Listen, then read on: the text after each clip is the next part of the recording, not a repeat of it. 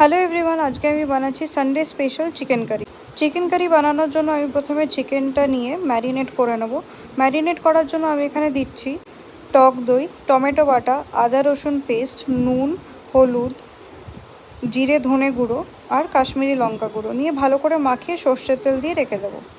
তারপর কড়াইতে তেল গরম করে তাতে নুন আর হলুদ গুঁড়ো দিয়ে আমি কেটে রাখা আলুগুলো ভেজে নেব।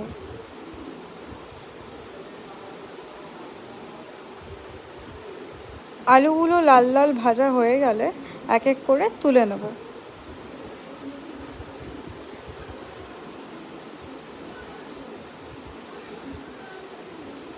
তারপর ওই একই তেলে আমি দিয়ে দেবো তেজপাতা, দারচিনি, লবঙ্গ, এলাচ। একটুখানি গরম হলে তেলটা তার মধ্যে দিয়ে দেবো কেটে রাখা পেঁয়াজ। পেঁয়াজটা হালকা ভাজা ভাজা হয়ে গেলে তার মধ্যে আমি আদা রসুনের পেস্ট দিয়ে দেবো আর দিয়ে দেবো টমেটো পেস্ট। হালকা নাড়াচাড়া করে নিয়ে আমি এর মধ্যে ম্যারিনেট করা চিকেনগুলো এবারে দিয়ে দেবো।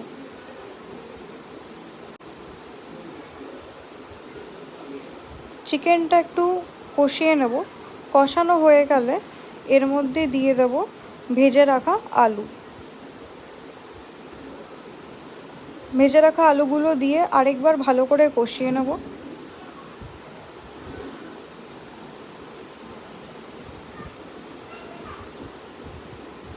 এবার এর মধ্যে দিয়ে দেবো ছেঁড়া কাঁচা লঙ্কা নিয়ে একটু নাড়াচাড়া করে নিয়ে ভালো করে কষিয়ে নিয়ে এবার আমি এর মধ্যে দিয়ে দেব গরম জল পরিমাণ মতো।